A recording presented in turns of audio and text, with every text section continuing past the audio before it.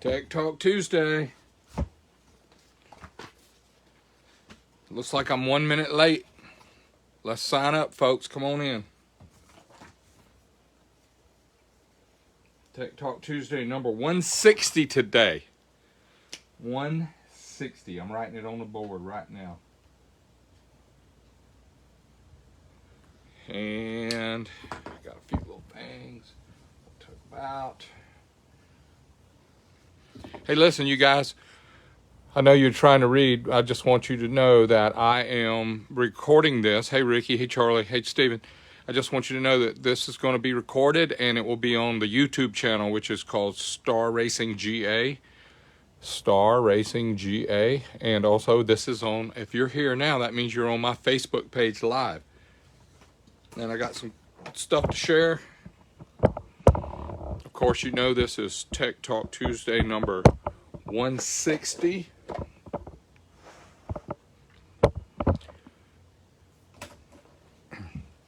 Can everybody hear me okay? You're clicking in great. Good job. Thank y'all. Can everybody hear me okay? Tech Talk Tuesday number 160. All right. Everybody hear me good? Hey, Alan. Hey, Mark. Hey, Steven.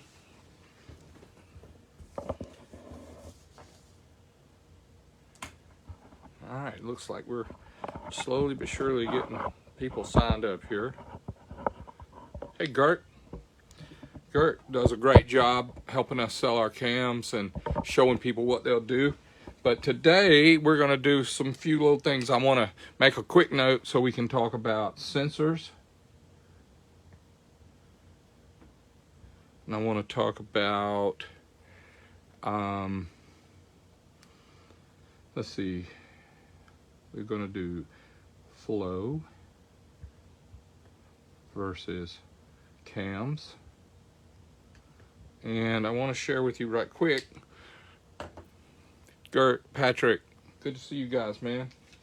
I had a friend of mine, David Crane, who runs DC Cycle and Racing.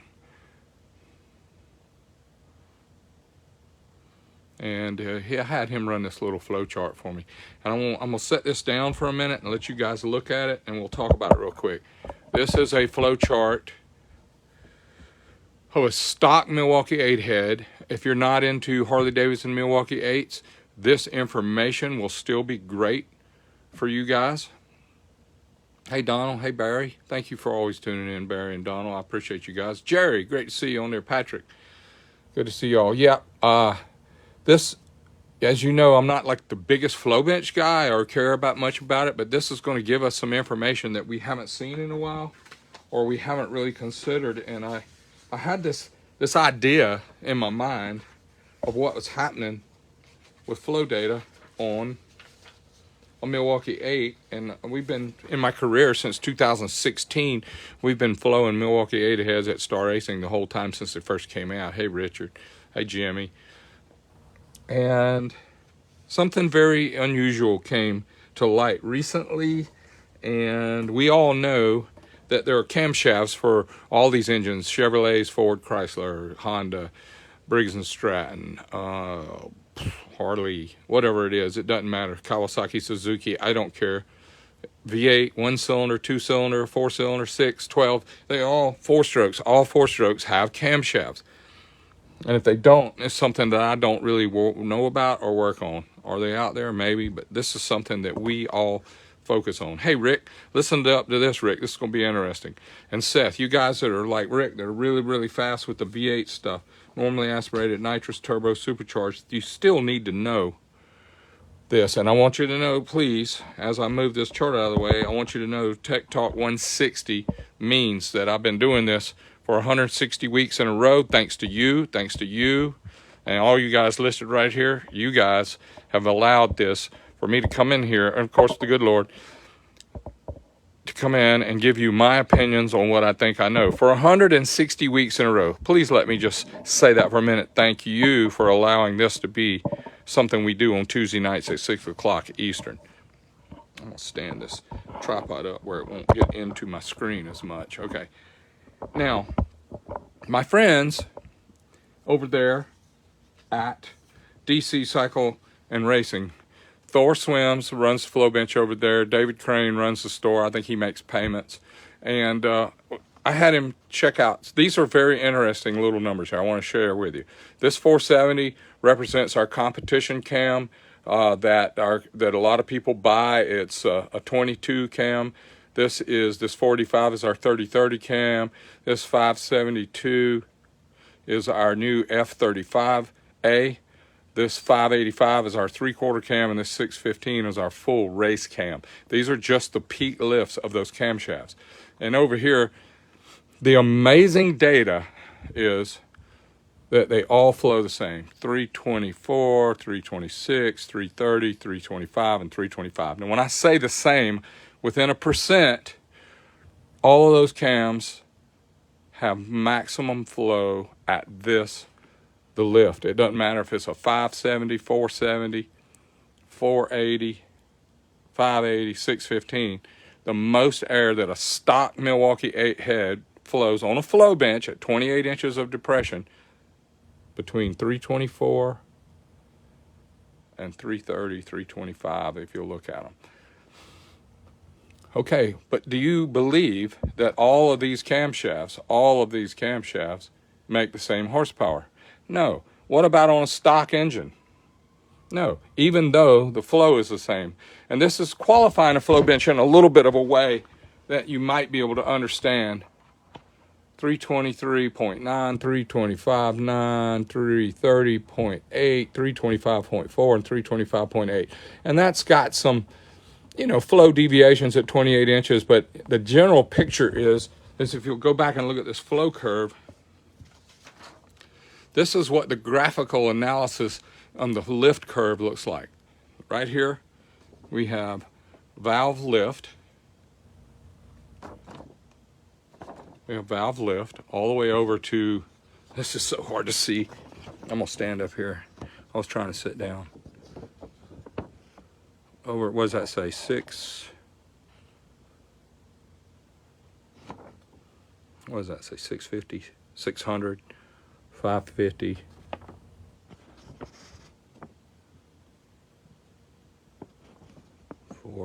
Anyway, right here we did, here's some data. At 50, the intake flows 46. At 50 lift, but 28 inches depression, 46 and 35. 100, it flows 95 and 85. 150 lift, it flows 145 and 135. This is intake versus exhaust. Okay? 250, 237 and 179. 273 and 184.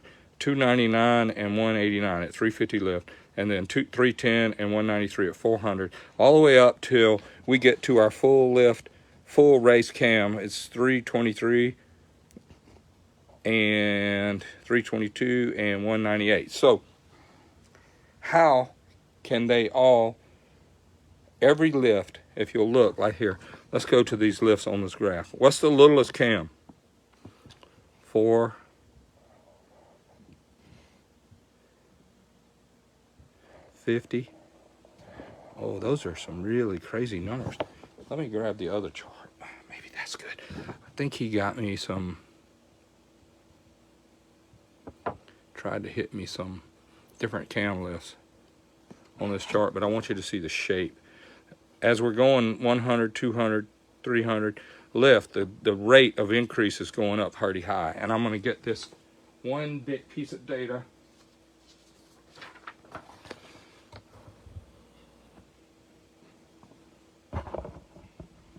Sit down right here so I can hold this still. Here's the lifts in every 50 thou on the intake. Over here, the corrected CFM. Stock head, y'all. Stock Milwaukee 8 head, stock valve job, zero modification. Pull it off a bike, stick it on a flow bench, and you can see that from 50 to 100, we picked up about 40 CFM. From 100 to 150, we picked up another 50 CFM. And then the next 50 lift, we picked up another 40. And the next 50 lift, we picked up another 40 increase. The next lift, we picked up, what does that say? Another 40. This lift, we picked up about 30, 25. Then we picked up 11, and then our rate went down to 7, and then it went down to 5, 6, and then we went to 327, 322, and it had a little bit of a glitch at less than 650 lift. But what it shows us is when the chart gets up to 400, the rate of increase just flattens out. So if you have a camshaft and if you call the cam manufacturer and they say, what is your head flow? And you say, well, it flows 327 at 550. What cam will they recommend? Will it be a 470? Will it be a 480? Will it be a 500, a 550, a 560, a 595, a 600, a 615? What will it be? Because if you'll look at this chart, all of these cams,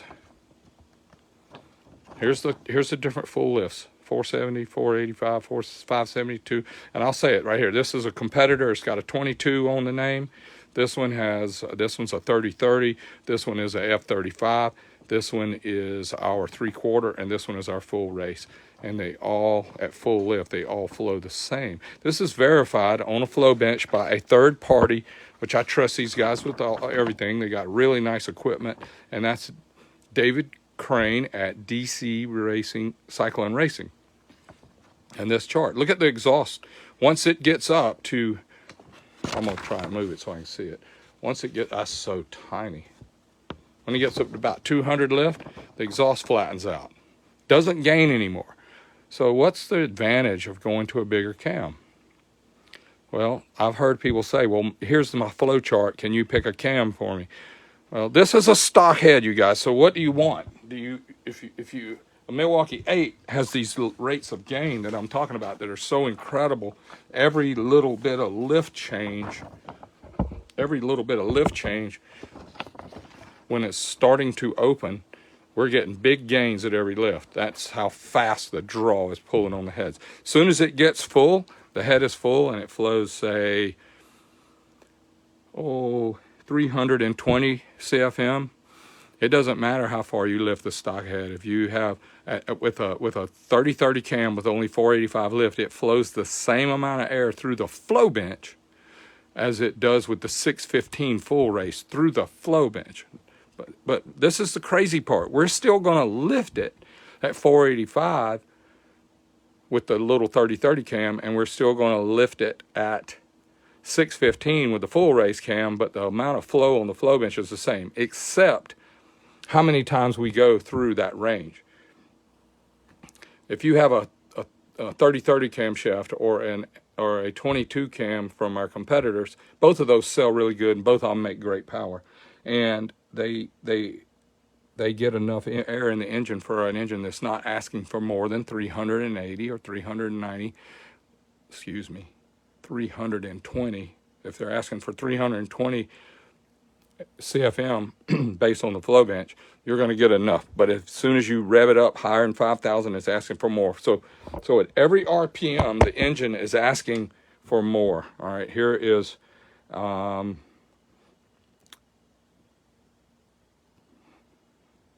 going to do this little curve where I can show you. I didn't make the numbers big enough for me to see this.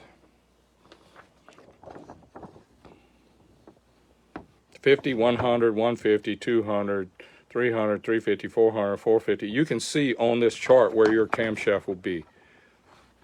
If you have a cam that flows 400, you can come find 400. Wow, that's tiny. I can't see that good. 400. And you can see the head is already maxed out at 400. So why would you go to 450, 500, and 550? Why?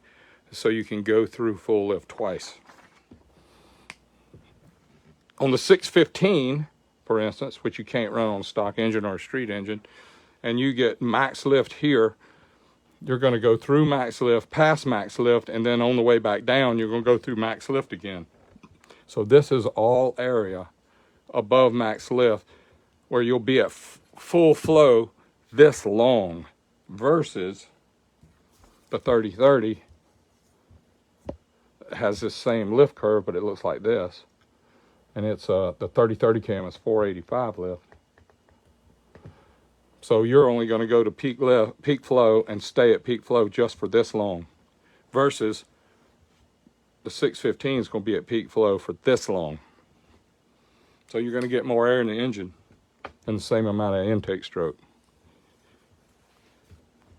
Also,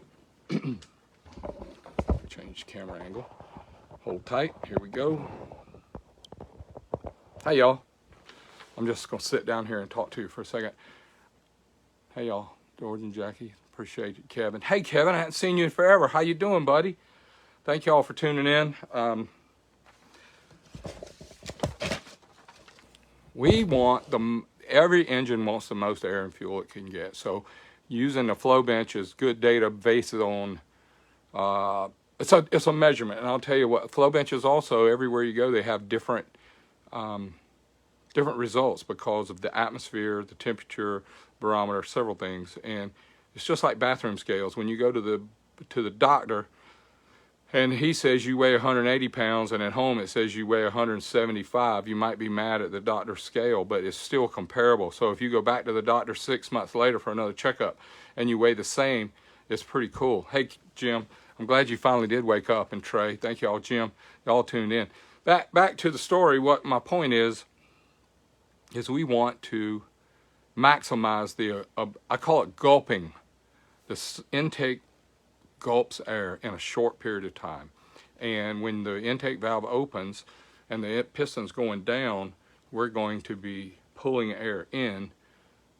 When the piston goes down, the atmosphere pushes the air in, unless it's turbo supercharged or nitrous. I know I told you this 10 times already, and it might be getting monotonous to you, but everybody doesn't know this. And every time I try to explain it, hey Jerry, I hope that I push a button or turn a dial or use emphasis or something in a way that it makes sense to you and you can understand what it is I'm trying to say. Because it is a little bit, for the guys that know what I'm talking about and love to hear a different viewpoint, there you are. And if you don't know what I'm talking about, I try to explain it in a way where it might possibly make sense for you. But also, we want to go through we want to go through full lift with a little baby cam or a big cam or whatever cam. We want to go through full lift. And when I say full lift, maximum flow capability. We want to be there for as long as we can. So a camshaft that goes past maximum flow on a flow bench, that means you are at the maximum flow longer. This chart or this graph, let me see if you can see it. This graph shows what it flows. If we have enough lift that just goes here and touches it, that's okay. But if we have one that goes here and it stays here all this time, at the end of the intake stroke, you're going to have more air in the engine than you had before. And then, of course, how fast when you close it is going to make the biggest difference. And I'm going to try and explain that just for a second. Now, try and follow with me. I'll try and slow down a little bit. But when we use a flow bench, we open the valves to say 50 thou lift, 100 lift, 150 lift, 200 lift. Go look at your cam card, go look at your specs and see what your TDC lift is. Like if it says your TDC lift is 200 thou or 100 thou or 150, or some pro stock big cams might have 250, 300 lift at TDC. That's right. That's right, Chuck. There's always a new guy listening. Some stuff we just need to hear again. Hey, John, and I just wanted to share that when your intake valve is open at 200 thou at TDC, what's in the way of doing it? Well, the piston's in the way because the piston's sitting at top dead center and it's waiting to go down on the intake stroke. So the intake valve opens, and if we make get a piston to show you. If we get the piston where it has this pocket and the valve goes down and it almost hits the piston, the piston has to move away while the valve chases it, and that's when the air fills up in the engine. If we have it sitting at TDC and we have it open 200 thou, you'll see that this pocket is not big enough. And also on the flow bench, let me say, because if you put it at 50 thou lift and you check the flow at 28 inches, and then you crank it to 100 lift, and then you check the flow at 28 inches of depression, which is how much is pulling inside the flow bench versus the atmosphere in the room. If you open it to 150 lift and the piston's still coming up on the exhaust stroke, that's the problem, y'all. The piston's still coming back up on the exhaust stroke, and then the intake valve is already opening. So when does the head flow the most? Well, it's sometimes near full lift, sometimes it's near 600, sometimes it's near wherever, 80%, 70% of full lift, it's flowing the most. And the reason it's flowing the most then is not because of how far the valve is open, it's because the piston's going down at such a rate that it's creating a depression that fills the cylinder with the amount of atmosphere outside, God's atmosphere, pushing it in with the barometer.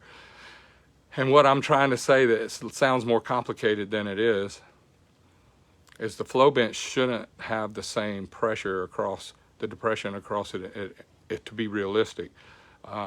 There's nothing going on with the pistons at TDC when the intake valve opens into the piston. There's not much demand from the cylinder head for the air to come in. If the exhaust valve is still open and the piston comes up and parks at TDC, there's a little bit of transfer going on in the pressure differential between the intake and exhaust, but it's not much.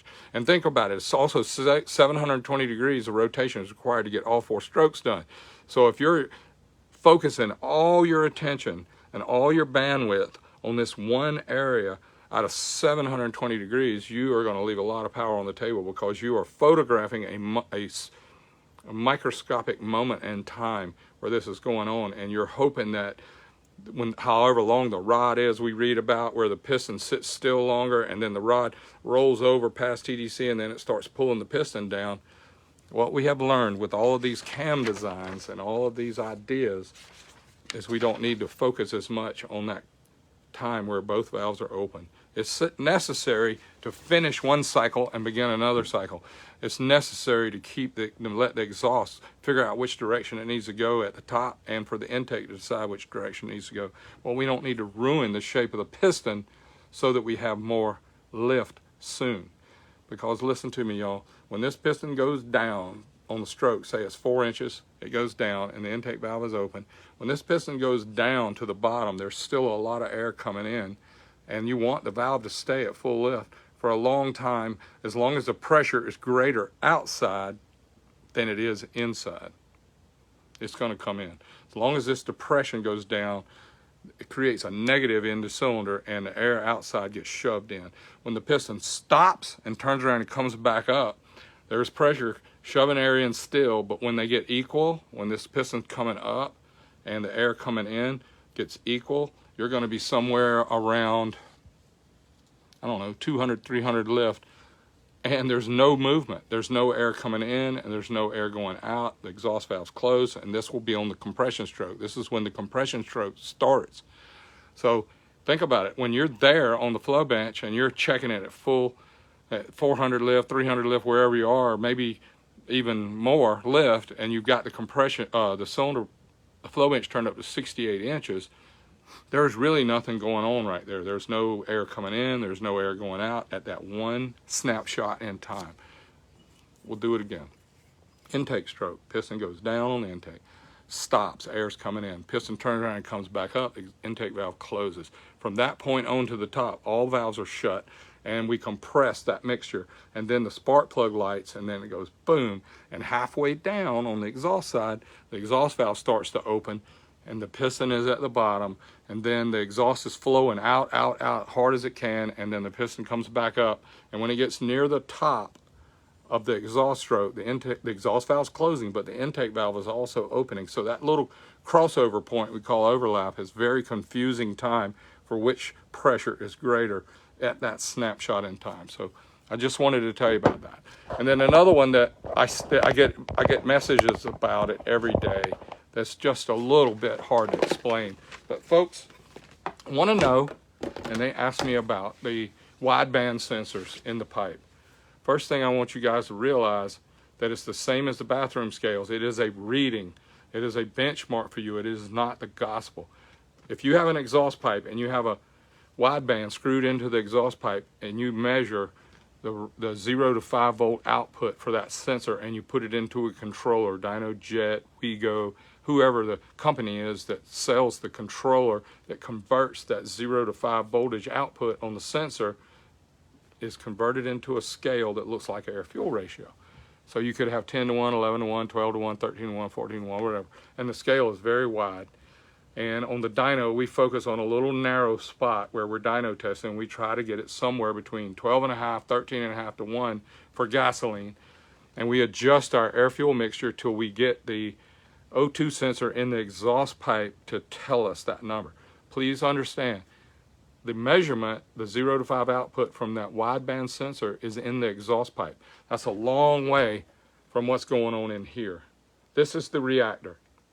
Combustion chamber, and the roof and the head, when you turn the head over and look at the valves, that is the roof of the combustion chamber, and this piston is the floor of the combustion chamber. And whatever's going on in here is the reactor. And the air-fuel ratio in here is what makes the power for the engine to run correctly, run cool, make a lot of power. But if your air-fuel ratio is being measured in the pipe, way over here, some are a foot away, some of them are 10 inches away, some of them are more than a foot away, that is merely a measurement. It is not the gospel. Because if you're in, remember, the goal is to make more power or make more mileage or have more reliability and to be more responsive. Whatever that air-fuel ratio is in the pipe is a measurement that we use as a benchmark to figure out what's going on in here. One more thing too. You ever heard of an EGT? That's an exhaust gas temperature. That probe is in the pipe as well. And it tells you the temperature of the exhaust in the pipe, not in here. The air-fuel ratio you're measuring is not in here. The spark plug is in here. Reading the spark plugs tells you what's going on in here, but that is a real lost art that can confuse you. And what I like to do is I like to know the EGT, which is the exhaust gas temperature in the pipe. I like to know the air-fuel ratio from the wideband sensor in the pipe, and I like to read the spark plugs that came out of the reactor and read the spark plugs. And we'll go into how to read the spark plugs another time, but the data you get is just a benchmark. You get a data of what the spark plug looks like, and you get EGT, what the exhaust gas temperature is in the pipe a long way from the reactor, and you get data from the wideband sensor that's only 6 or 10 or 12 inches away from the reactor to tell us a benchmark. What really matters, you guys, is the dyno sheet, the G-force, how much horsepower when you floor it or when you mat the gas, how much G-force does it create? You want to get that number, that spark plug, that EGT, and that air-fuel ratio based on performance, not on a number. When you say 13 to 1, you say 13.2, 13.8, 13.7 to 1. That is not the goal. How much power it makes, how great the fuel mileage is, how responsive the engine is. That's the goal.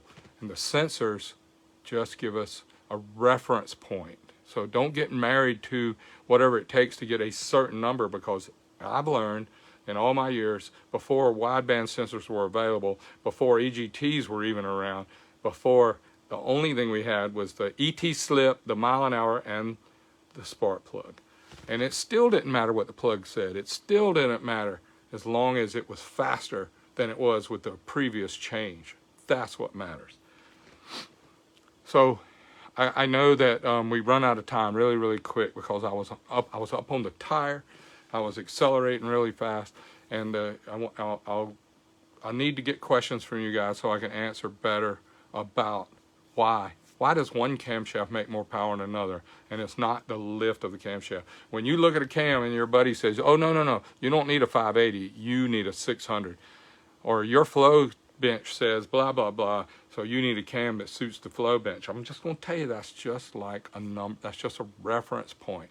It is not the gospel.